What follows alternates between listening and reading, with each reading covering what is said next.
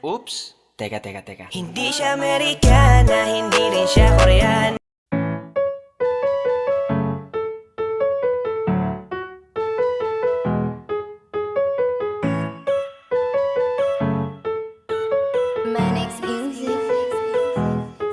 Sadyang natural ang pagkayari, gandang katangi-tangi. Walang kawala yung puso mo pag sa mga Pinay na tali. Pag nagkagatlabi, patay ka sa kare kitang binibida. De kalidad, walang katulad yan ang gandang Pilipina. Kasi nga napaka-solid, pag taga-Pilipinas yung dalaga, alam mo agad na sulit yung pagmamahal mo at dalaga. Lalayo ka pa ba? Nandito na nga, ayan oh. Mamahalin mo na lang, di ka nalugi. Promise kapag sa Pinay mo pinili umabang, sigurado na pag-ibig alalasapin mo at katapatan masasalamin mo. Kapag Pilipina ang mamahalin mo at pakakaingatan na para baginto, tila ba napapahinto oras kapag sila ang nasa iyong harapan? O diba matik na ang kaligayahan na iyong mararamdaman, nana. Oops, teka.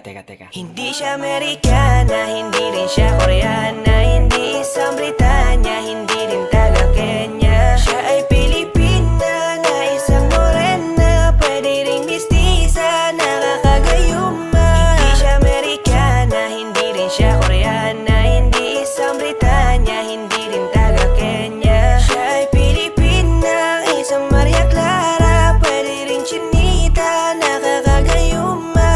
Isang Pilipina na perpekto ang pagkahulma, sa kanyang kagandahan di ka na magtataka. Malusog na puno at sagana ang mga bunga, kaya pag nakita mo talagang ikaw ay madadala. Kaya bigla na buo na talaga ang aking mundo, kasi na sila yan ang pangarap ko. Binibini mahiwaga makinaka pa sa tala, talagang hindi ka maalis sa